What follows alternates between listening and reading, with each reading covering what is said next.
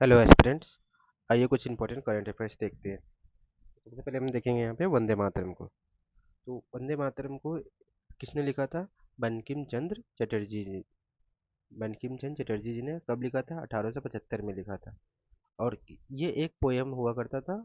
अ, और इसे लिखा था संस्कृत और बंगाली मिक्स लैंग्वेज में, तो इसको बोलेंगे संस्कृताइज बंगाली लैंग्वेज में। ओके। तो यहाँ से हम देखेंगे कि बंकिम चंद्र चटर्जी इंपॉर्टेंट हो जाते हैं। तो बंकिम चंद्र चटर्जी कौन थे? तो वो उन्होंने एग्जाम्स पास किया था और सिविल सर्वेंट, वो एक सिविल सर्वेंट थे। ठीक है। तो जब वो सिविल सर्वेंट थे तो उन्होंने देखा गया कि ब्रिटिशर्स जो थे वो गॉड सेव द किंग को इंडिया का एंथम बनाना चाहते थे। तो इसी के लिए वो उन्होंने, ये अच्छा नहीं लगा और उन्होंने इसकी रचना की थी, बंकिम वंदे मातरम की रचना की थी। तो यहाँ से इंपॉर्टेंट हो जाता है बंकिम चंद्र चटर्जी। तो इसलिए हम देखेंगे बंकिम चंद्र चटर्जी की कुछ और इम्पोर्टेंट रचनाएं को। जैसे यहाँ पे ये देख सकते हैं, आनंद मठ है उनकी, दुर्गेश नंदिनी, देवी चौधरानी और कपाल कुंडला। ये चार इंपॉर्टेंट रचनाएं उनकी, याद रख लीजिएगा। आनंद मठ, दुर्गेश नंदिनी, देवी चौधरानी, कपाल कुंडला। ओके। तो वंदे मातरम एक पोएम है संस्कृताइज बंगाली लैंग्वेज में, 1875 में लिखा था। ठीक है। अब एक और अब बात ये आ जाती है कि जो बंकिम चंद्र चटर्जी ने जो लिखा था पोएम वंदे मातरम को, इसे सबसे पहले कहाँ पब्लिश किया गया था? तो सबसे पहले आप देखेंगे कि सबसे पहले उन्होंने एक लिटरेरी जर्नल लिखा, पब्लिश किया था। जर्नल जर्नल मतलब वो पेपर होता है जिसमें कुछ रिसर्च वगैरह पब्लिश किया जाता है, कुछ इंपॉर्टेंट वर्क्स पब्लिश किए जाते हैं। तो वो उनकी रीच लिमिटेड होती है। तो उनमें उन्होंने ही सबसे पहले अपना एक लिटरेरी जर्नल पब्लिश किया था बंग दर्शन नाम से। तो बंग दर्शन में सबसे पहले इसको पब्लिश किया था। ठीक है। और ये कब हुआ था? 7 नवंबर 1875 में। 1875, 7 नवंबर 1875 में। इसलिए हम आप देखेंगे कि 7 नवंबर 2025 से 7 नवंबर 2026 को हम लोग वंदे मातरम की 150वीं वर्ष जयंती मना रहे हैं। ठीक है। 150 साल हो गए। तो 150वीं वर्ष जयंती मना रहे हैं। तो यहाँ से इम्पोर्टेंट है डेट। 1875 में किसने पब्लिश किया था? बंग दर्शन ने पब्लिश किया था। ठीक है। अब आ जाता है कि सबसे पहले इन्होंने कौन से अपने लिटरेरी नोवेल में भी इसको इंक्लूड किया था। तो वो नोवेल कौन था? वो नोवेल था आनंद मठ। आनंद मठ नोवेल था उनका। आनंद मठ नोवेल में उन्होंने इस चीज़ को सबसे पहले पब्लिश किया था, नोवेल। तो ये नोवेल कब पब्लिश हुआ था? 1882 में पब्लिश हुआ था आनंद मठ नोवेल में। अच्छा, आनंद मठ नोवेल कौन सा? आनंद मठ नोवेल में उन्होंने मतलब इवेंट्स ऑफ सन्यासी रिवोल्ट, जो सन्यासी रिवोल्ट हुआ था, सन्यासी रिवोल्ट 1763 में जो हुआ था, वही सन्यासी रिवोल्ट्स का इसमें जिक्र किया था। तो आपसे ये क्वेश्चन पूछ सकता है कि कि वो कौन सा नोवेल है बंकिम चंद्र जी का जिसमें सन्यासी रिवोल्ट की चर्चा की गई, या फिर ऐसे कि आनंद मठ नोवेल में कौन सी रिवोल्ट की चर्चा की गई है? तो सन्यासी रिवोल्ट की जिन्होंने चर्चा किया था। ठीक है, आगे बढ़ते हैं।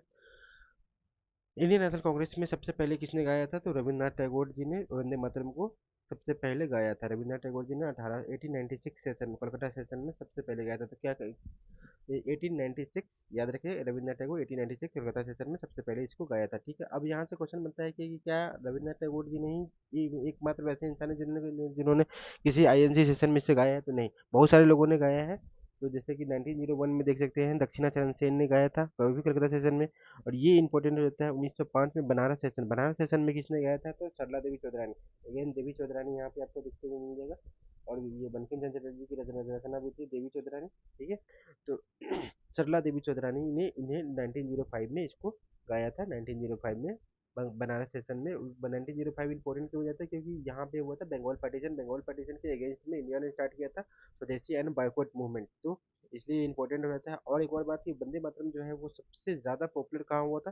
सबसे ज़्यादा पॉपुलर किसी मूवमेंट में हुआ है तो वो है स्वदेशी एंड बायकॉट मूवमेंट में। स्वदेशी एंड बायकॉट मूवमेंट में हर हर बंदे की जुबान पे वंदे मातरम रहती थी। ठीक है। आगे बढ़ते हैं। तो जो हमारा जो पहला जो फ्लैग बना था, पहला फ्लैग का डिजाइन बना था, उसके सेंटर में वंदे मातरम लिखा गया था। ठीक है। तो ये इतने ज़्यादा इंपॉर्टेंट था वंदे मातरम टर्म। तो अगर अब ये पूछ लिया जाए कि ये जो सबसे पहला जो झंडा बना था उसकी डिजाइन किसने किया था, तो उसकी डिजाइन, आप एक व्यक्ति का नाम पूछे तो आप सीधे सीधे लगा देना, मैडम बीकाजी कामा। ठीक है। लेकिन अगर मल्टीपल चॉइस में हो और उसमें option A and B and C ऐसे हो, तो उसमें आपको ध्यान रखना है कि वी डी सावरकर और श्यामजी कृष्ण वर्मा, ये तीन लोगों ने ऐसे मिलकर डिजाइन किया था। मेन रोल मैडम बीकाजी कामा का ही था। ऐसे तीन लोगों का था, वी डी सावरकर, श्यामजी कृष्ण वर्मा कौन थे? श्यामजी कृष्ण वर्मा वो थे वो जो जो इन्होंने लंदन में इंडिया हाउस बनाया था, इंडिया हाउस। लंदन के अंदर में जितने भी रिवोल्यूशनरी या फिर जो भी ऐसे एक्टिविटी करने वाले जो इंग्लैंड जाते थे वो लंदन हाउस में रुकते थे और वहाँ से एक्टिविटी को आगे बढ़ाते थे। वीडी सावरकर वीडी सावरकर उसको बताने की जरूरत ही नहीं है। अरे हाँ, एक और बात कि जो वीडी सावरकर जो थे वो लंदन में कुछ पढ़ाई करने गए थे, लेकिन वहाँ पे जैसे कि जब 1907 आया तो उन्होंने मतलब रिवोल्ट ऑफ 1857 के 50वीं वर्षगांठ को सेलिब्रेट किया था वहाँ पे। और इसको as a first war of independence के रूप में ऐसे सेलिब्रेट किया था। ठीक है, आगे बढ़ते हैं। तो ये मैडम बीकाजी कामा जी जिन्हें जिसे ऐसे, एक मिनट, मैडम बीकाजी कामा को और भी क्या नाम से जाना जाता है? ये मदर ऑफ इंडियन रिवोल्यूशनरी। ठीक है, आगे बढ़ते हैं। तो मदर ऑफ इंडियन रिवोल्यूशनरी ने क्यों बोला जाता है? क्योंकि वो बहुत ज़्यादा रिवोल्यूशनरी को सपोर्ट करती थी, गन सप्लाई करती थी। और एक और बात यहाँ पे देख सकते हैं कि ये क्वेश्चन काफ़ी बार पूछ लेता है कि किस कहाँ पे भिकाजी कामा ने सबसे पहले भारतीय झंडा को फहराया था? तो सबसे पहले भारतीय झंडा को मैडम भिकाजी ने फहराया था स्टुअर्ट गार्ड में, जर्मनी में। स्टुअर्ट गार्ड, जर्मनी, जर्मनी के स्टुअर्ट गार्ड शहर में इन्होंने सबसे पहले फहराया था 1907 में। ठीक है, 1907 आप देख सकते हैं अगेन रिवोल्ट ऑफ 1857 की 50 वर्षगांठ मनाया जा रहा था वहाँ पे। ठीक है, तो यहाँ पे स्टुअर्टगढ़ जर्मनी में क्या हो रहा था? तो इंटरनेशनल सोशलिस्ट कांग्रेस हो रहा था। इंटरनेशनल सोशलिस्ट, जो सोशलिस्ट विचारधारा के लोग थे वो वो अपने अपने अपने कंट्री को रिप्रेजेंट वहाँ पे कर रहे थे। तो इस इंटरनेशनल कांग्रेस के अंदर में, सोशलिस्ट कांग्रेस के अंदर में इंडिया को रिप्रेजेंट कर रही थी मैडम भिकाजी कामा, और उन्होंने इंडिया का झंडा वहाँ पे लहराया था। ठीक है, ये आप देख सकते हैं। ये है मैडम विकाजी कामा। उन्होंने ये ट्राई कलर होस्टेड हुआ मैडम विकाजी कामा 1907 में। वही 1907 में जो स्टुअर्ट गार्ड में, जर्मनी में, जो इंटरनेशनल सोशलिस्ट कॉन्फ्रेंस हो रहा था। ठीक है, सोशलिस्ट कॉन्फ्रेंस, ये है हमारा झंडे का पहला डिजाइन, वंदे मातरम। इसके सेंटर में वंदे मातरम लिखा हुआ है, आप देख सकते हैं। ये ग्रीन है, येलो है, रेड है, सन है, मून है, और ऊपर में लोटस बना हुआ है। सेंटर में सब वंदे मातरम को जगह दिया गया है। आगे बढ़ते हैं। इसलिए वंदे मातरम बहुत ज़्यादा इंपॉर्टेंट है। अच्छा, वंदे मातरम के नाम से मतलब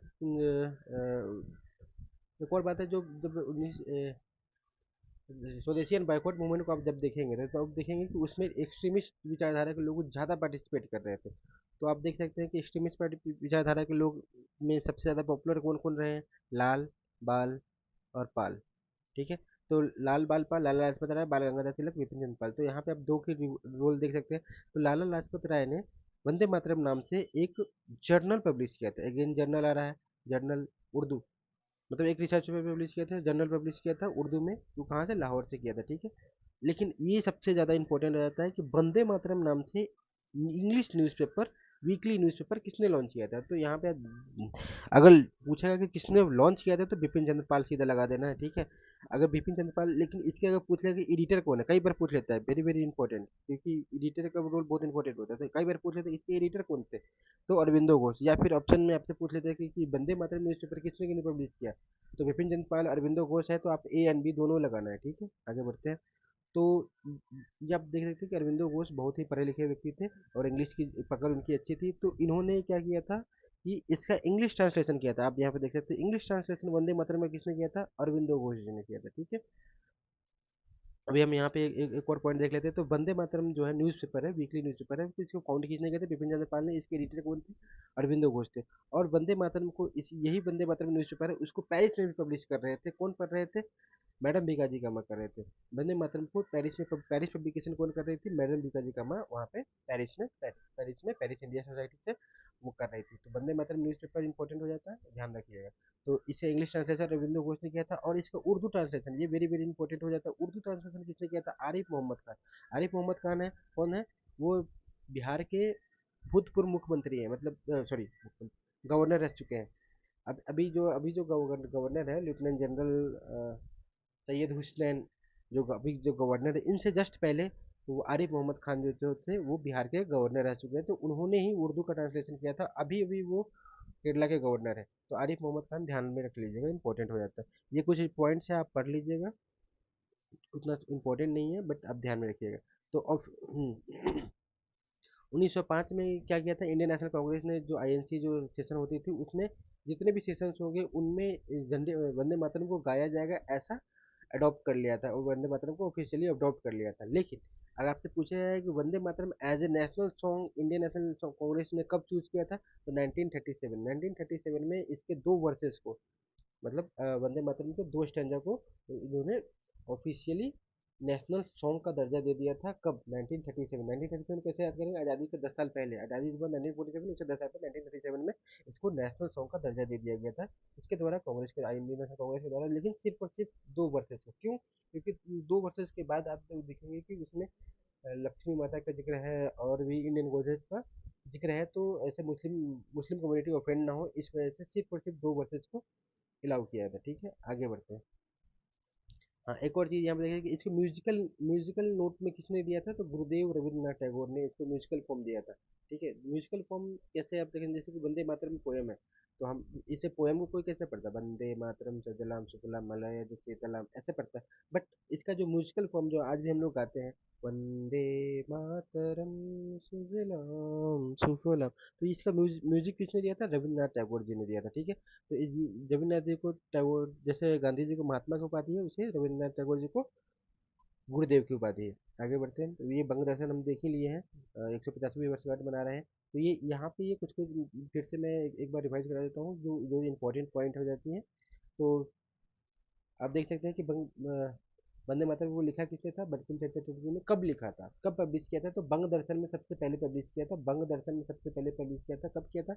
7 नवंबर 1875 में सबसे पहले पब्लिश किया था। इसलिए 7 नवंबर 1925 से 7 नवंबर 1926, सॉरी 7 नवंबर 2025 से 7 नवंबर 2026 तक 150वीं वर्षगांठ हम लोग सेलिब्रेट कर रहे हैं। और सबसे पहले कौन से नोवेल में इस चीज़ को इंक्लूड किया था? तो आनंद मठ में किया था। आनंद मठ में किसकी चर्चा है? संथाली सन्यासी रिवोल्ट की चर्चा है। और बंकिम चंद्र चटर्जी की इंपॉर्टेंट रचनाएं देख लीजिएगा, आनंद मठ, दुर्गेश चरित, देवी चौधरानी और कपाल कुंडला। ये चारों वेरी वेरी इंपॉर्टेंट हो जाते हैं। और ट्राई कलर किसने बनाया? मैडम भिकाजी कामा। वंदे मातरम न्यूज़पेपर बिपिन चंद्र पाल और Aurobindo Ghosh. English translation Aurobindo Ghosh, Urdu translation Mohammad Arif Mohammad Khan. और यहाँ पे इंडियन नेशनल कांग्रेस ने नेशनल सॉन्ग का दर्जा कब दिया था? 1937 में। ओके, गुरुदेव रविन्द्रनाथ टैगोर जी ने इसको म्यूजिक सेट किया था। आगे बढ़ते हैं। ये आप देख सकते हैं कि ये नेशनल फ्लैग की जर्नी है। 1906 में ऐसा था, 1907 में ऐसा था, आगे बीच में चरखा भी आया, फिर ऐसे ऐसे करके आगे बढ़ा। ठीक है, अभी करंट में वंदे मातरम में कुछ चेंजेस आए हैं, वो देख लेते हैं। जैसे कि वंदे मातरम और जो हमारे जो नेशनल सॉन्ग वंदे मातरम है उसको, और नेशनल एंथम जन गण मन, इन दोनों को लीगल स्टेटस दे दिया गया है। लीगल स्टेटस का मतलब क्या होता है कि इन दोनों का अगर किसी ने इंटेंशनली इंसल्ट किया तो उस पर 3 साल का जुर्माना, 3 साल की जेल और जुर्माना, या फिर दोनों लगाया जा सकता है। तो ऐसा कब कैसे किया गया है कि ऑनर एक्ट में चेंज किया गया, 1971 ऑनर एक्ट में चेंज किया गया है। ऑनर एक्ट का पूरा पूरा नाम है prevention of insult to national honour act. ठीक है, इसको ऑनर एक्ट से भी जानते हैं, तो इतना डीप में जाने की जरूरत नहीं है। बस ये देख लीजिए कि इसको लीगल स्टेटस दिया गया है। अगर इसको किसी ने इंसल्ट करता है इंटेंशनली तो उसे वैसी पनिशमेंट दी जाएगी जैसे कि नेशनल एंथम में दी जाती है, जनगण मन में दी जाती है। वेरी वेरी इंपॉर्टेंट ये हो जाता है कि अब ऑल सारे 6 वर्सेस को गाया जाएगा। ठीक है, सारे 6 वर्सेस को अब गाया जाएगा। और जैसे जैसे कि नेशनल एंथम में जनगण मन में टाइम फिक्स है कि 52 सेकंड में जनगण मन को गाया जाएगा, वैसे ही टाइम फिक्स कर दिया गया 3 मिनट 10 सेकंड में अब इस वंदे मातरम को प्ले किया जाएगा। सबसे पहले नेशनल सॉन्ग को प्ले किया जाएगा, वंदे मातरम को प्ले किया जाएगा, फिर नेशनल एंथम को प्ले किया जाएगा किसी भी गवर्नमेंट इवेंट्स में। ठीक है, 3 मिनट 10 सेकंड 52 सेकंड। ओके, सबसे पहले national anthem, national Vande Mataram को, फिर नेशनल एंथम को। ठीक है, अब कॉन्स्टिट्यूएंट असेंबली के से क्वेश्चन पूछ लेते हैं कि सबसे पहले कॉन्स्टिट्यूएंट असेंबली ने किस चीज़ को अडॉप्ट किया था? तो सबसे पहले झंडे को अडॉप्ट किया था 1947 में ही। नेशनल फ्लैग को अडॉप्ट किया था 22 जुलाई 1947 में। उसके बाद नेशनल एंथम और नेशनल सॉन्ग को एक साथ अडॉप्ट कर लिया था 24 जनवरी 1950 में। ठीक है, जब हमारे संविधान को पूरा पूरा संविधान को अडॉप्ट किया गया था तब इनको भी अडॉप्ट कर लिया गया था। ठीक है, और यहाँ पे फिर से देख सकते हैं कि जनगण मन को 52 सेकंड में, वंदे मातरम को 3 मिनट 10 सेकंड में। सबसे पहले वंदे मातरम प्ले होगा, फिर नेशनल एंथम प्ले किया जाएगा किसी भी इवेंट्स में, गवर्नमेंट इवेंट्स हो रहा है या कुछ भी ऐसे हो रहा है, वहाँ पे सबसे पहले ये प्ले किया जाएगा। इक्वल लीगल स्टेटस दे दिया गया है। ठीक है, और ये बीपीएससी में कई बार ऐसा क्वेश्चन पूछ लेता है कि किसने ये वाक्य बोली थी, किसने वो वाक्य बोली थी, तो आप देख सकते हैं कि जय Hind should not replace Vande Mataram, ये वाक्य किसने बोली थी? महात्मा गांधी जी ने बोली थी। क्यों ऐसा बोलना पड़ेगा था महात्मा गांधी को 1946 के अंदर में? क्योंकि जो सुभाष चंद्र बोस की जो जय हिंद जो टर्म दिया गया था, सुभाष चंद्र बोस द्वारा जो ज़्यादा यूज किया था, वो बहुत ज़्यादा पॉपुलर हो गया, लोग हर जगह जय हिंद जय हिंद जय हिंद बोलने लगे। तो मतलब ये मतलब अच्छी बात है, बट गांधी जी का ये भी कहना था कि वंदे मातरम को भी इक्वल दर्जा देना चाहिए, उसे भूलना नहीं चाहिए, क्योंकि आप देखेंगे कि 1905 के अंदर में हर बंदे की जुबान पे वंदे मातरम होता था। कोई भी मीटिंग हो रहा है, कहीं भी हो रहा है, लोग रोड पे भी चल रहे हैं, वंदे मातरम वंदे मातरम वंदे मातरम का नारा लगा देते। तो गांधी जी का बस यही कहना था कि वंदे मातरम को जय Hind should not replace Vande Mataram. Okay, तो ये वाक्य किसने बोला था? गांधी जी ने। ध्यान रखिएगा। आगे बढ़ते हैं। अब नेक्स्ट इंपॉर्टेंट टॉपिक पे चलते हैं, इजराइल, ईरान और यूएस का जो कॉन्फ्लिक्ट हो रखा है वो। तो थोड़ा सा इसका बैकग्राउंड देखते हैं। अच्छा, ये जो ईरान ईरान का जो वार हो रहा है, उस वो 2025 में स्टार्ट हो गया था, ठीक है। 2025 में सिर्फ 12 दिन चला था, उसके बाद फिर से अगेन 2026 में स्टार्ट हुआ था। तो ऑपरेशन के नेम से कई बार क्वेश्चन पूछ लेते हैं। तो इजराइल ने जो अटैक किया था, तो उतना उसका ऑपरेशन का नाम रखा था 2025 में क्या रखा था, 2026 में क्या रखा है, ये 2026 का है, ठीक है। 2026 में क्या रखा था, तो इजराइल ने नाम रखा था राइजिंग लायन, और यूएस ने मिडनाइट हैमर, और इसके रिस्पॉन्स में ईरान ने क्या रखा था, ट्रू प्रॉमिस 3, सच्चा वादा 3, ठीक है। अपने लोगों से बोला था सच्चा वादा 3, ठीक है, ट्रू प्रॉमिस 3। तो यहाँ पे आप देख सकते हैं राइजिंग लायन है और मिडनाइट हैमर है। फिर 2026 में जब अटैक हुआ, ये अटैक 12 दिन ही मतलब चली थी। फिर आप देखेंगे कि इजराइल और यूएस ने फिर से जब अटैक हुआ, तब क्या नाम रखा, roaring lion, operation epic fury. अब यहाँ पे देखेंगे कि राइजिंग लायन, लायन राइज कर रहा है, और यहाँ पे लायन राइज कर चुका है, अब ये रोअर करेगा। तो ये अब नाम रखा है रोअरिंग लायन। लायन राइज कर गया, आगे बढ़ गया, अब वो दहाड़ मारेगा, रोअरिंग लायन, ठीक है। और अमेरिका ने क्या नाम रखा, इपिक फ्यूरी, एपिक फ्यूरी। इसके रिस्पॉन्स में ईरान ने क्या किया, ट्रू प्रॉमिस 4, सच्चा वादा 4, या फिर इसको एक और नाम से बुलाया गया, फतह खैबर, फतह खैबर, ठीक है। तो ट्रू प्रॉमिस 4 एंड फतह खैबर, ये सेम ही नेम है, ट्रू प्रॉमिस 4 फतह खैबर। यहाँ पे एक छोटा सा पॉइंट और देख लेने की ज़रूरत है कि अभी पाकिस्तान और अफगानिस्तान में कुछ कॉन्फ्लिक्ट हुआ है, तो पाकिस्तान ने अफगानिस्तान के अगेंस्ट में एक ऑपरेशन निकाला है।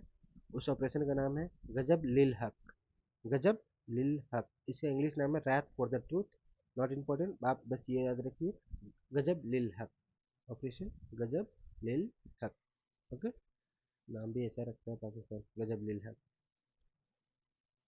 अच्छा, इनके पीछे जो अटैक्स हो रहे हैं, मतलब इनके पीछे की वजह क्या है? तो वजह हम देखते हैं कि ईरान की इनसिक्योरिटी है। कि ईरान को ऐसा मानना है कि अगर इजराइल ने अगर अगर न्यूक्लियर बम बना लिया, तो ईरान के जो न्यूक्लियर प्रोग्राम है उससे इजराइल डरा हुआ है कि अगर ईरान ने न्यूक्लियर बम बनाया, तो सबसे पहला अटैक वो इजराइल पे ही करेगा, इजराइल को वो तहस नहस करेगा, ठीक है। और क्या है, रीजनल डोमिनेंस के लिए हो रहा है। और क्या है, प्रॉक्सी वार। प्रॉक्सी वार से क्या समझते हैं? प्रॉक्सी वार जैसे कि कुछ कुछ रिबल ग्रुप्स है अदर अदर कंट्रीज में, उसको ईरान क्या करता है, फंड करता रहता है, ताकि वो इजराइल पे अटैक करता रहे। जैसे कि हमास, हमास जो इजराइल के पास में जो गाजा पट्टी है, आप देखे होंगे इजराइल के में, वहाँ पे गाजा पट्टी, वहाँ पे जो रिबेल ग्रुप है, उसको ईरान जो है वो फंडिंग करता रहता है। फिर यमन, यमन कंट्री में भी एक हौतीज ग्रुप है, उसको फंडिंग करता रहता है। लेबनान में एक हिजबुल्ला ग्रुप है, उसको फंडिंग करता रहता है। तो इसको ट्रिपल एच से आप याद कर लीजिएगा, एच, हमास, हिजबुल्ला और हौतीज, ठीक है। इसी को बोला गया एक्सिस ऑफ रेजिस्टेंस। ये एक्सिस ऑफ रेजिस्टेंस है, आप देख सकते हैं एक्सिस बना रहा है, एक्सिस ऑफ रेजिस्टेंस। ये एक्सिस ऑफ रेजिस्टेंस किसको कौन सपोर्ट करता है? ईरान सपोर्ट करता है, इसलिए ईरान इजराइल को ये भी पसंद नहीं। तो आप ये ट्रिपल एच याद कर लीजिए, ठीक है। Axis of resistance, triple H, Hamas, Hezbollah and Houthis. Hamas कहाँ? गाजा में। हिजबुल्ला कहाँ है? लेबनान में। हौतीज कहाँ? यमन में, ठीक है। तो ये एक्सिस ऑफ रेजिस्टेंस है। आप इसको एक बार मैप पे भी देख लीजिएगा कि यमन कहाँ पे है, लेबनान कहाँ पे है, और गाजा कहाँ पे है, ठीक। अब क्या शुरू से ईरान और इजराइल लड़ाई कर रहे? नहीं, ऐसा नहीं था। कि अभी अभी हुआ क्या है कि 1979 के अंदर में एक ईरानियन रेवोल्यूशन आता है। ईरानियन रेवोल्यूशन से पहले कौन वहाँ पे राज करता था? तो पहलवी डायनेस्टी राज करती थी, पहलवी डायनेस्टी। तो पहलवी डायनेस्टी के एक राजा हुआ करते थे, शाह मोहम्मद रेजा पहलवी। शाह मोहम्मद रेजा पहलवी वहाँ पे राज शाह मोहम्मद रेजा पहलवी वहाँ पे राज करते थे। तो वहाँ पे एक ईरानियन रेवोल्यूशन आता है, उसे लेकर कौन आते हैं? Ruhollah Khomeini. अयतुल्ला रोहिल्ला खमीनी वो वहाँ पे ईरानी रेवोल्यूशन लेकर के आते हैं, जिसके कारण शाह मोहम्मद रेजा पहलवी को भागना पड़ता है वहाँ से, और वो जाकर अमेरिका में जाकर के शरण लेते हैं, ठीक है। तो अब ईरानी रेवोल्यूशन के बाद ये सुप्रीम लीडर बन जाते हैं शाह मोहम्मद अयतुल्ला रेजा पहलवी, सॉरी सॉरी क्या बोल, रोहिल्ला खोमेनी, रोहिल्ला खोमेनी वहाँ के सुप्रीम लीडर बन जाते हैं, ठीक है। उसके बाद बनते हैं इनके बेटे, फिर से सुप्रीम लीडर बनते हैं अयतुल्ला अली खमीनी, फिर इनके बेटे बनते हैं अयतुल्ला मोजितबा खमीनी। तो अब ये दो नाम बहुत बहुत इंपॉर्टेंट हो जाते हैं। अयतुल्ला इस बार के पीटी में आने के पूरे पूरे चांसेस है, Ayatollah Ali Khamenei and Ayatollah Mojtaba Khamenei. Ayatollah Ali Khamenei जो है वो बहुत ही अगेंस्ट है इसराइल के और अमेरिका के भी, अयतुल्ला अली खमीनी। तो अयतुल्ला जब जब जब इस बार जो वॉर स्टार्ट हुआ, स्टार्टिंग में ही अटैक करके 2026 में जब वॉर स्टार्ट हुआ, तो स्टार्टिंग में ही अटैक में अयतुल्ला अली खमीनी की मौत हो जाती है। आप देख सकते हैं 28 फरवरी 2026 को अयतुल्ला अली खमीनी की मौत हो जाती है। तो अमेरिका ऐसा सोच कर बैठा हुआ था कि इनके सुप्रीम लीडर को यदि हम मार देंगे, तो सुप्रीम लीडर को अगर असैसिनेशन हो जाती है, अगर वो हट जाते हैं, तो फिर वो वहाँ पे पूरा लीगल स्ट्रक्चर चेंज हो जाएगा, और वो अमेरिका के कंट्रोल में आ जाएंगे, अमेरिका के इन्फ्लुएंस में आ जाएंगे, और जो जैसा अमेरिका चाहता है वैसा हो जाएगा। बट ऐसा हुआ नहीं, क्यों? क्योंकि इनके जस्ट जो बेटे हैं अयतुल्ला मोजतबा खमीनी, ये इंचार्ज बन जाते हैं, ठीक है। तो ये मोजतबा खमीनी इसी साल फरवरी में इनकी डेथ के बाद अयतुल्ला मोजतबा खमीनी वहाँ के सुप्रीम लीडर बन जाते हैं, नए सुप्रीम लीडर। तो जो सुप्रीम लीडर कौन होता है? जैसे इंडिया में हमारे सुप्रीम लीडर प्रेसिडेंट होता है, लेकिन वैसा वैसा नहीं होता है। ये जो ईरान के जो सुप्रीम लीडर है, वो रिलीजियस हेड भी होते हैं, और क्या होते हैं, वो एडमिनिस्ट्रेटिव हेड भी होते हैं। वो पूरा ओवरऑल वहाँ का एक हेड होते हैं। तो यानी कि मान के चलो वो सचमुच में वो सुप्रीम लीडर होता है। और वहाँ के ईरान का भी प्रेसिडेंट कौन है? मसूद पेजिशकियान। अभी के करंट में जो ईरान के जो प्रेसिडेंट है, उनका नाम है मसूद पेजिशकियान, ठीक है। तो अली खमीनी और मुजतबा खमीनी समझ में आ गया। अयतुल्ला एक टाइटल है, खमीनी भी एक टाइटल है, नाम इनका अली खमीनी मुजतबा खमीनी ऐसे है, ठीक है। अब देखते हैं कि हाँ, अभी इनकी अटैक किया, तो देखो 28 फरवरी की इनकी अटैक होती है और ये मर जाते हैं। अटैक से ठीक पहले आप देख सकते हैं 25 और 26 फरवरी को मोदी जी इजराइल में रहते हैं, देख रहे हैं, और 28 फरवरी को। तो मोदी जी जैसे ही आते हैं वहाँ से, उसके कुछ ही दिनों में, 1 या 2 दिनों में अटैक हो जाता है किस पे? ईरान पे, और ये वहाँ के अलीग में। इसलिए ये मोदी जी के इजराइल विजिट और बहुत इंपॉर्टेंट हो जाते हैं। 25-26 को वो फरवरी में वो इजराइल इजराइल के अंदर थे। तो मोदी जी कहते हैं वो पहले ऐसे इंडियन लीडर हैं जो इजराइल के पार्लियामेंट में जाकर के एड्रेस करते हैं, यानी इजराइल के पार्लियामेंट में जाकर के वो अपना भाषण देते हैं, ठीक है। तो जैसे इंडिया के पार्लियामेंट को संसद बोला जाता है, उसी तरह से इजराइल के पार्लियामेंट को नेसेट बोला जाता है, के साइलेंट होता है, नेसेट। इजराइल के पार्लियामेंट को नेसेट बोला जाता है। ये बहुत बहुत इंपॉर्टेंट क्वेश्चन बन जाता है। तो उनको एक अवार्ड दिया गया वहाँ के जो उनके जो पार्लियामेंट है, जो नेसेट है, उनका सबसे बड़ा अवार्ड होता है नेसेट मेडल, या फिर speaker of the Knesset medal. आप नेसेट मेडल से भी याद कर सकते हो। नेसेट मेडल जो है किनको दिया गया? मोदी जी को दिया गया। और किसने दिया? ये हाईएस्ट ऑनर है ऑफ द नेसेट, वहाँ के जो पार्लियामेंट का सबसे बड़ा अवार्ड है ये नेसेट मेडल। और इनको दिया किसने दिया? वहाँ के उनके स्पीकर ने दिया। स्पीकर का नाम है अमीर ओहाना, अमीर ओहाना, ठीक है। अमीर ओहाना ने दिया, ठीक है।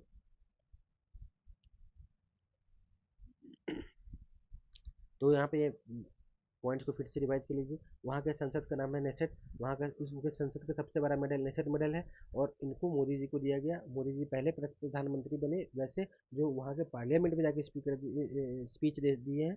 और उनका जो स्पीकर है अमीर ओहाना, इन्होंने ये दिया, ठीक है। और कुछ की एग्रीमेंट्स क्या हुआ कि डिफेंस में को डेवलपमेंट किया जाएगा, साथ मिलकर कुछ डिफेंस का डेवलपमेंट किया जाएगा। और आने वाले कुछ समय में 50,000 इंडियन वर्कर्स जो है वो इसराइल के में जाके काम करेंगे। अभी आप देखेंगे कि इजराइल ईरान वॉर के कारण सबसे ज़्यादा इंडिया पे क्या किस चीज़ का असर हो रहा है? ऑयल एंड नेचुरल गैस का असर हो रहा है। तो ऑयल एंड नेचुरल गैस पे कुछ कुछ क्वेश्चन बनते हैं, आप देख सकते हैं। तो ऑयल और नेचुरल गैस के सबसे बड़ा प्रोड्यूसर और कंज्यूमर कौन है? तो आप देख सकते हैं कि एक चीज़ आपको याद रख लेना है कि ऑयल का सबसे ज़्यादा कंजम्पशन कौन करता है? यूएस करता है। ऑयल का सबसे ज़्यादा प्रोड्यूसिंग कौन करता है? यूएस करता है। नेचुरल गैस में सबसे ज़्यादा प्रोड्यूसिंग कौन करता है? यूएस करता है। नेचुरल गैस में सबसे ज़्यादा कंजम्पशन कौन करता है? यूएस करता है। तो ये चीज़ें थे, दोनों ही में कॉमन है। तो ध्यान में रखना है कि सबसे बड़ा ऑयल का consumption and producer US, natural gas का कंजम्पशन एंड प्रोड्यूसर यूएस है, ठीक है। अब आ जाइए इंडिया के पे। तो ऑयल में सबसे ज़्यादा कंजम्पशन कौन कौन करता है? यूएस करता है, उसके बाद चाइना करता है, फिर इंडिया करता है। US, China, India. इंडिया तीसरे नंबर पे और चाइना दूसरे नंबर पे। तो इस वजह से यूएस और चाइना, सॉरी, इंडिया और चाइना जो है बहुत ज़्यादा इन्फ्लुएंस हो रहे हैं इस ऑयल बैरिकेड जो हो रखा है उसके कारण। अब प्रोड्यूसर में और भी बहुत सारे कंट्री के नाम है, आप देख सकते हैं, नॉट इम्पोर्टेंट। नेचुरल गैस में ये देखिए कि यहाँ पे ऐसे लिखा हुआ है, ईरान जो है 8वें नंबर का प्रोड्यूसर है। नेचुरल गैस में देख सकते हैं इंडिया जो है नेचुरल गैस में कंजम्पशन में 11वें नंबर पे है। तो ये देख लीजिएगा, इंडिया ऑयल ऑयल कंजम्पशन में तीसरे नंबर पे, नेचुरल गैस कंजम्पशन में 11वें नंबर पे। बाकी इसमें अब देखने की ज़रूरत नहीं है। हाँ, ये देख सकते हैं कि ऑयल का सबसे बड़ा रिजर्वोयर, तेल का खदान सबसे ज़्यादा सबसे बड़ा कहाँ पे, वेनेजुएला में। और दूसरे नंबर पे सऊदी में, तीसरे नंबर पे ईरान में। देख सकते हैं। तो अमेरिका ने क्या किया था, वेनेजुएला पे भी ऑयल एक्सपोर्ट पे बैन लगा रखा है और ईरान पे भी ऑयल पे सैंक्शन लगा रखा था। ठीक है। वेनेजुएला और ईरान, इन दो सबसे बड़े ऑयल रिजर्वायर वाले पे भी सैंक्शन लगा रखा था, तो इसलिए। और वो अपना तेल बेच रहा है, और सऊदी हो गया, जो कतर हो गया, इनसे अपना ऑयल सेलिंग करवा रहा है। तो आप देख सकते हैं कि अगर अमेरिका की कोई बात नहीं मानता है तो अमेरिका क्या कर देता है। तो इनफैक्ट कि वो इतने बड़े ऑयल रिजर्वायर होने के बावजूद भी वो कुछ नहीं कर पा रहे थे, वेनेजुएला भी कुछ नहीं कर पा रहा था। तो बट अब तो वेनेजुएला पे अटैक कर दिया मादुरो, वहाँ के जो प्रेसिडेंट थे, वहाँ पे मादुरो को पकड़ करके अमेरिका अब वेनेजुएला से उठा करके अमेरिका ले गया, वहाँ पे जेल में बंद कर दिया है, और वेनेजुएला को अपने कंट्रोल में अंदर ले लिया है। मतलब वहाँ पे अब जो सरकार बनी है वेनेजुएला के अंदर में, वो अमेरिका के पूरा कहना मान रही है, और वहाँ के जितने भी तेल वेल हैं वो सारा अमेरिका के कंट्रोल के अंदर ही आ रहा है अब। तो आप देख सकते हैं यहाँ यहाँ से फिर से रिवाइज कर रहे थे कि इंडिया जो है तीसरे नंबर पे ऑयल कंजम्पशन में आता है और 11वें नंबर पे गैस कंजम्पशन पे आता है। आगे बढ़ते हैं। हाँ, ये बस ऐसे जानने के लिए देख सकते हैं कि जो ऑयल के जो ग्लोबल बेंचमार्क होते हैं, जो क्रूड ऑयल का जो ग्लोबल बेंचमार्क है, तो वो तीन ग्लोबल बेंचमार्क है। एक ब्रेंट क्रूड है, और एक वेस्ट टेक्सास इंटरमीडिएट है, और एक दुबई ओमान है। तो आप ज़्यादातर न्यूज़ में ब्रेंट क्रूड को सुनते होंगे, ये यूरोप का है। ये दुबई ओमान जो मिडिल ईस्ट जो है उनका है, वेस्ट टेक्सास जो है वो अमेरिका का है। तो ये ब्रेंट क्रूड है, इसमें ये बेंचमार्क है, ये बेंचमार्क सेट करते हैं। ठीक है, तो Brent crude, West Texas intermediate and Dubai Oman. ठीक है। अभी आप कई बार ये सुनते हैं कि बैरल बैरल इतने बैरल तेल आया इस जहाज में, इतने बैरल, तो बैरल, एक बैरल में कितने लीटर तेल आते हैं, तो आप ध्यान में रखिएगा, 160 लीटर भी ध्यान में रख सकते हैं, या फिर 159, ऐसे 158.98 लीटर होता है। आप 159 भी याद कर सकते हैं, या फिर अराउंड रफली 160 लीटर भी याद कर सकते हैं। 159 160 लीटर याद कर लीजिए। अब आ जाते हैं state of Hormuz. State of Hormuz आपने सुन रखा होगा कि स्टेट ऑफ हॉर्मुज चोक चोक हो गया, स्टेट ऑफ हॉर्मुज चोक हो गया। तो स्टेट ऑफ हॉर्मुज अगर चोक होता है तो इतना ज़्यादा इम्पैक्ट क्यों पड़ता है, क्योंकि आप देख सकते हैं अकेला स्टेट ऑफ हॉर्मुज से 20% global oil and natural gas का ट्रेड होता है। 80% दूसरे जगह से होता है, बस उस एक स्टेट से 20% हो रहा है अकेले। 15 मिलियन बैरल, एक बैरल में 160 लीटर के करीब में, 159 लीटर के करीब में।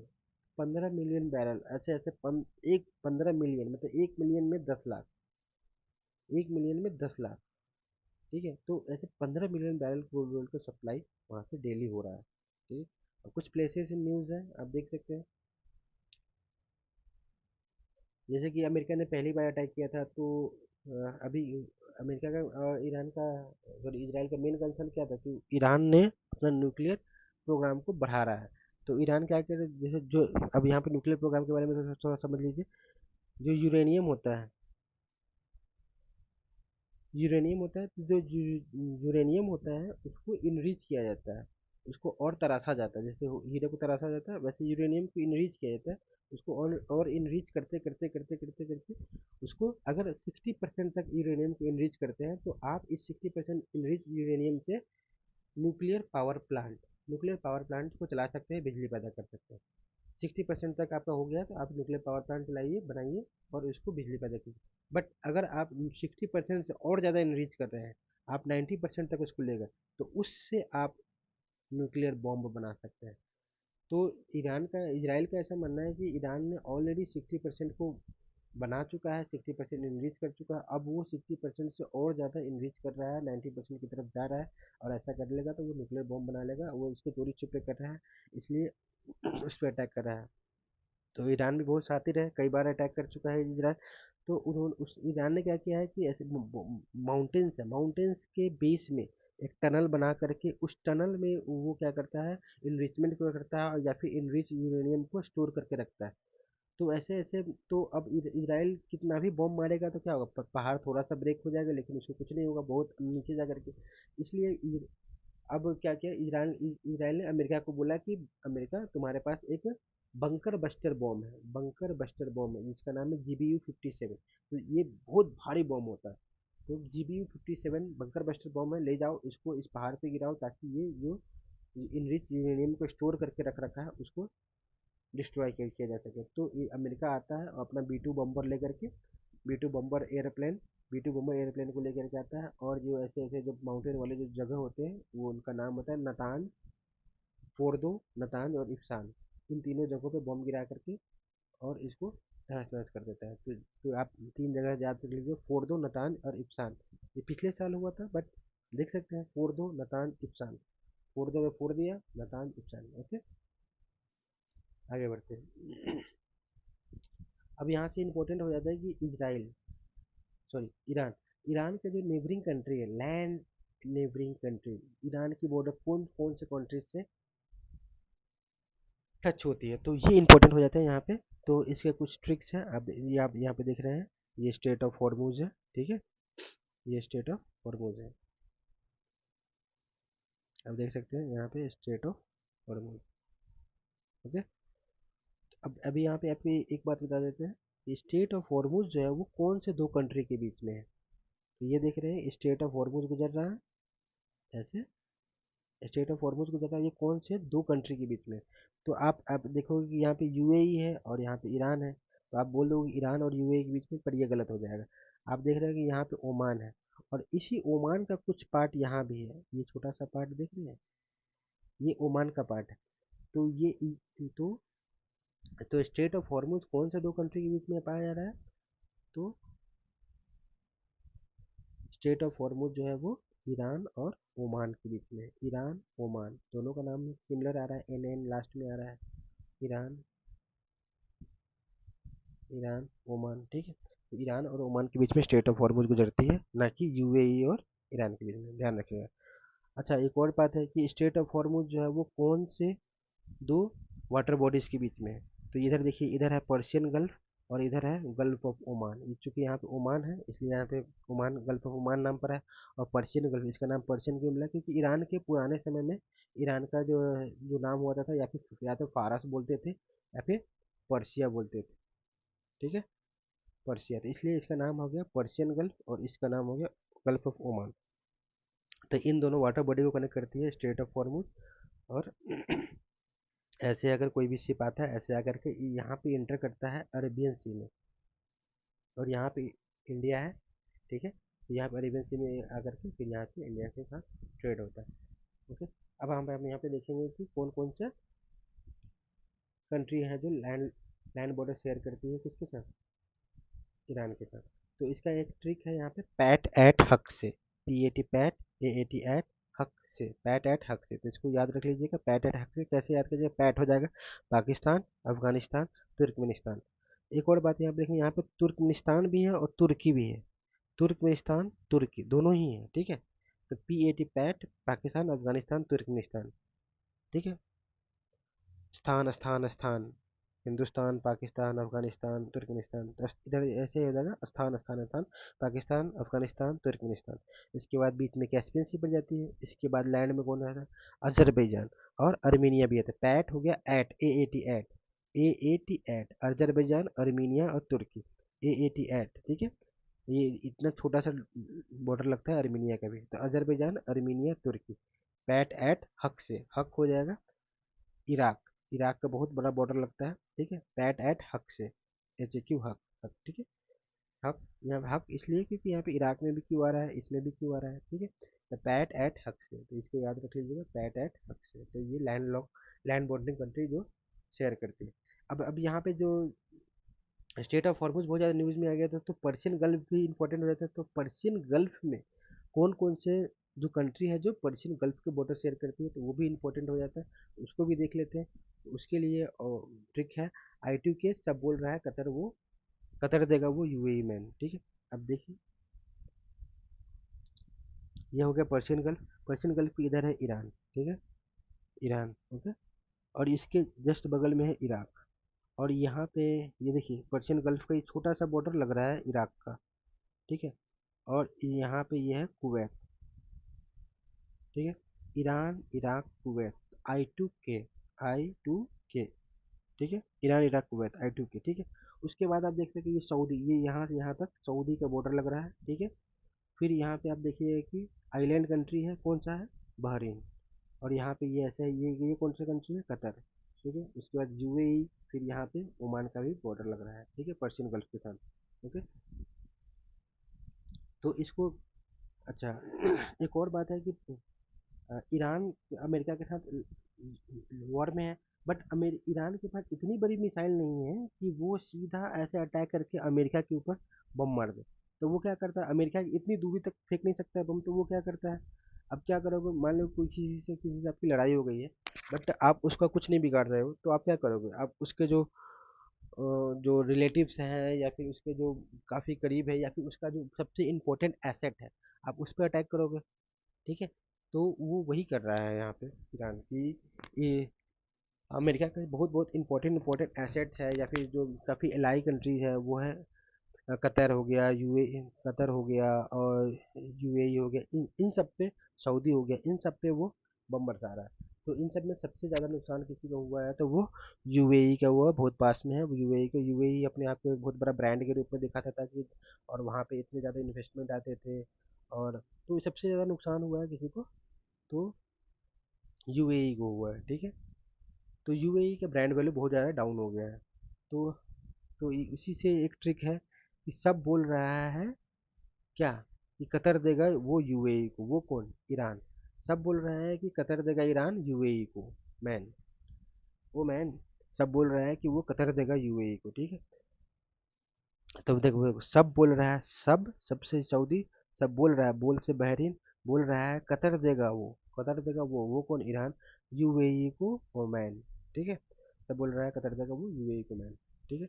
Bahrain, Saudi, Qatar, UAE, Oman, okay.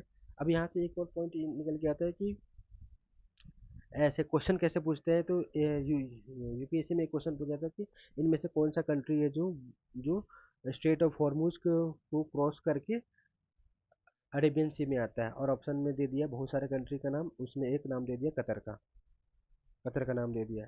तो आपको ध्यान में रहेगा कि कतर पर्शियन गल्फ के बॉर्डर पे है, तभी आप लगा पाओगे, वरना आप नहीं लगा पाओगे ऐसे क्वेश्चन, ठीक है।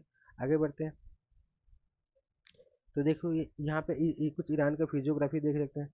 तो ईरान अमेरिका लैंड इन्वेजन क्यों नहीं कर पा रहा है। देखिए यही ईरान है, ईरान का इतना लंबा बॉर्डर वो जो है वो इराक से जुड़ता है, और इराक में भी अमेरिका का इन्फ्लुएंस है, मतलब वहाँ पे भी अमेरिका के फौज भी डिप्लॉयड भी रहते हैं कुछ कुछ, तो इन्फ्लुएंस है। तो ये इराक के साइड से ईरान की कैपिटल तेहरान पे क्यों नहीं अटैक कर दे रहा है। लैंड इन्वेजन कर सकता है अमेरिका, लेकिन ऐसा क्यों नहीं कर पा रहा है। तो इसके पीछे की बहुत बड़ी बड़ी वजह है कि ये जैग्रोस माउंटेन और एल्बरूज माउंटेन, ठीक है। तो इधर से जैग्रोस माउंटेन है, तो माउंटेन ट्रेन को क्रॉस करके लैंड इन्वेजन नहीं कर पा रहा है, क्योंकि बहुत बड़ा, बहुत लंबा माउंटेन चेन है यहाँ पे, तो ये आ नहीं पा रहा है। तो यहाँ पे जैग्रोस माउंटेन हो जा रहा है, और ऊपर से भी नहीं आ पा रहा है, अर्मेनिया अजरबैजान साइड से भी नहीं आ पा रहा है, क्यों, क्योंकि यहाँ पे एल्बरूज माउंटेन, और यहीं पे तेहरान है, उसका कैपिटल है, फिर भी नहीं आ पा रहा है। क्यों नहीं आ पा रहा है, क्योंकि यहाँ पे बहुत बड़ा माउंटेन चेन है, इसलिए लैंड इन्वेजन कर पाना ईरान पे बहुत ज़्यादा टफ है, ठीक है। तो आपको याद रख लेना, Zagros mountain and Elburz mountain, Zagros and Elburz, Zagros Elburz, जागो जागो महादेव, जैग्रोस, जागोरोज, कुछ भी करके याद कर सकते हैं, जागरोज और एल्बरूज, ठीक है। अच्छा, कुछ कुछ प्लेसेस जो इम्पोर्टेंट हो गए हैं इस अटैक में, उनको देख लेते हैं। तो आप देख सकते हैं कि ये देखिए, ये हॉर्मूज, ये स्टेट ऑफ हॉर्मूज का हॉर्मूज नाम क्यों पड़ा, क्योंकि यहाँ पे एक हॉर्मूज आइलैंड है, ठीक है। ये हॉर्मूज आइलैंड है, इसलिए इस स्टेट का नाम हॉर्मूज स्टेट पड़ा हुआ, ठीक है। और यहाँ पे सबसे बड़ी आइलैंड कोई है तो उसका नाम है खम्स आइलैंड, खम्स आइलैंड, तो ये खम्स आइलैंड और हॉर्मूज आइलैंड, ये दो आइलैंड यहाँ पे याद रख लीजिए, बहुत इंपॉर्टेंट है। ठीक है।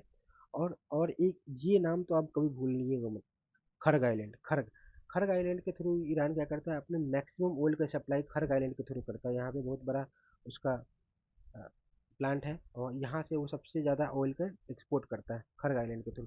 अमेरिका इसी आइलैंड पे लैंड इन्वेजन मतलब मिलिट्री इन्वेजन करना चाहता था। ठीक है। मिलिट्री इन्वेजन करके इसको कब जाने की बात बीच में चल रही थी, तो ये बहुत ज़्यादा पॉपुलर हुआ था। ठीक है, खर्ग आइलैंड को। तो ये खर्ग आइलैंड बहुत बहुत इंपॉर्टेंट है, हॉर्मूज आइलैंड और एक खम्स आइलैंड। ठीक है, तो यहाँ से तीन आइलैंड का नाम याद हो गया, हॉर्मूज, खम्स और खर्ग। खर्ग तो भूलना नहीं है किसी भी कीमत पे। ठीक है। अब आगे आगे बढ़ जाते हैं, एक और दिखा देते हैं आपको, ये फुजियारा पोर्ट। फुजियारा, अल फुजियारा है, फुजियारा आपसे याद रखिए। ये इतना ज़्यादा न्यूज़ में क्यों था, क्योंकि आप देख रहे हैं कि ये स्टेट ऑफ हॉर्मूज चोक हुआ हुआ है। इधर से चोक कैसे कर दिया है कि ईरान ने क्या किया, यहाँ पे बहुत ज़्यादा वाटर में माइंस डाल दिए हैं इस हॉर्मूज के आसपास। अब कोई भी शिप जाएगी उस माइंस में अगर टकरा जाती है, बहुत ज़्यादा माइंस डाल दिया है। अगर पता नहीं समुद्र में कि कौन सा माइंस कहाँ पे पड़ा हुआ है, अगर कोई शिप जाता है और वो यहाँ पे टकरा जाता है तो वो पूरा का पूरा शिप चला जाएगा, और एक एक शिप में करोड़ों का कंसाइनमेंट होता है, तो नुकसान हो जाएगा। इसलिए कोई शिप यहाँ से गुजरने की कोई हिम्मत नहीं कर रहा है। और अगर कोई गुजर भी रहा है तो लैंड माइन से अगर बच भी जाता है तो ईरान उस पर अटैक भी कर सकता है। इसलिए कोई शिप वहाँ से गुजर नहीं रहा है तेल लेकर के। ठीक है। अब देखिए इसी वजह से यूनाइटेड अरब एमिरेट्स का बॉर्डर देख सकते हैं आप, यहाँ से ये पूरा ये ऐसे ऐसे है। तो यूनाइटेड अरब एमिरेट्स का बॉर्डर पर्शियन गल्फ में भी लगता है और गल्फ ऑफ ओमान में भी इसका बॉर्डर है। तो इसकी वजह से ये क्या कि ईरान सॉरी अरब ने, यूनाइटेड अरब एमिरेट्स ने, यूएई ने बहुत पहले ही क्या किया था कि अल जबेल पोर्ट से एक पाइपलाइन बना करके अल फुजायरा पोर्ट पे ऐसे पाइपलाइन बनाया हुआ था। ठीक है, एक पाइपलाइन डेवलप किए हुए हैं, यहाँ से यहाँ पे ऐसे एक पाइपलाइन डेवलप कर दी हुई है। ठीक है, सॉरी गड़बड़ बन गया, अल फुजियारा पोर्ट में ऐसे ऐसे एक पाइपलाइन बनाए हुए हैं ताकि यहाँ से ऑयल को भेज दे यहाँ पे, और यहाँ पे शिप आए और यहीं से एक्सपोर्ट कर दे। तो अभी अभी क्या हुआ कि चूंकि स्टेट ऑफ हॉर्मुज चौक था तो बहुत सारे शिप यहाँ से अल फुजायरा से तेल लेकर के चले जा रहे थे। ईरान ने इस पे भी अटैक कर दिया और इसको भी बहुत ज़्यादा डैमेज कर दिया, तो ये भी काफ़ी न्यूज़ में था। अल फुजियारा, अल फुजियारा पोर्ट। ठीक है, तो यहाँ से आपको ध्यान में रखना है। तो ज़्यादा ज़्यादा नहीं, तीन चार ही नाम है। अल फुजियारा को याद कर लीजिए, खर्ग को याद कर लीजिए, हॉर्मुज तो याद ही रहेगा, खम्स को याद कर लीजिए। खर्ग, अल फुजियारा। ठीक है।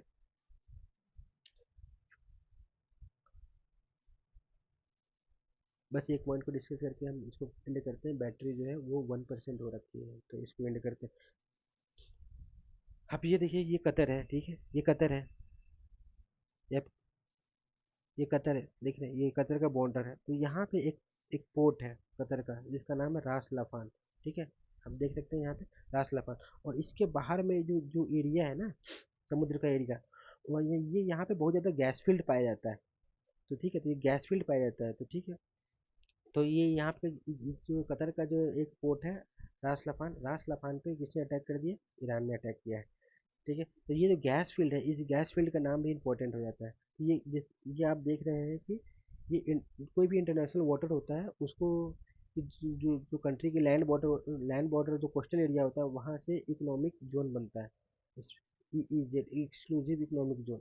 तो वो अगर लैंड वाटर बॉडी नैरो है तो उसके बीचों बीच से गुजरता है इकोनॉमिक जोन। ठीक है, ताकि ये एक्सक्लूसिव इकोनॉमिक जोन इस कंट्री का भी हो और इस कंट्री का भी हो। ठीक है, तो इस जो एक्सक्लूसिव इकोनॉमिक जोन यहाँ से जो कतर के पास से जो गुजर रहा है, कतर यहाँ से जो जो लाइन इंटरनेशनल बॉर्डर लाइन गुजर रहा है, वो इस गैस फील्ड को दो भागों में बांटता है। तो दो भागों में बांटता है, तो इसका नाम हो गया नॉर्थ डोम और South Pars gas field. North Dome और साउथ पार्स गैस फील्ड, ऐसा नाम क्यों पड़ा नॉर्थ डोम और साउथ पार्स गैस फील्ड, तो इसके पीछे देखिए वो वजह है। ये कतर के नॉर्थ में पड़ता है, इसलिए कतर ने इसका नाम नॉर्थ डोम रखा है। ये ईरान के साउथ में पड़ रहा है, इसलिए इसलिए ईरान ने इसका नाम साउथ पार्स रखा है। तो ये यहाँ से जो पार्ट है वो ईरान का है, ये इतना जो पार्ट है वो कतर का है। ठीक है, तो ये यहाँ पे बहुत बड़ा गैस फील्ड पाया जाता है। तो ये साउथ पार्ट और नॉर्थ डोम, साउथ पार्ट ईरान का हो गया, ये नॉर्थ डोम कतर का हो गया। तो कतर का यहाँ पे एक सबसे बड़ा इंपॉर्टेंट पोर्ट था रास लाफान पोर्ट। तो आप रास लाफान पोर्ट को ध्यान में रखिएगा कि रास लाफान पोर्ट जो है वो यहाँ से गैस की सप्लाई बहुत ज़्यादा, गैस मतलब वर्ल्ड की मेजर गैस की सप्लाई राजलाफान से हो रही थी। पर इस पे इसको डैमेज कर दिया, अगले 10 साल तक ये डैमेज का इम्पैक्ट देखने को मिलेगा गैस सप्लाई के ऊपर। ठीक है, आज की डिस्कशन को यहीं पे रोकते हैं, बैटरी 1% हो गई। अच्छे से पढ़ते रहिए, एग्जाम नज़दीक है, ध्यान से पढ़ते रहिए, सब हो जाएगा, घबराने की जरूरत नहीं है। All the best.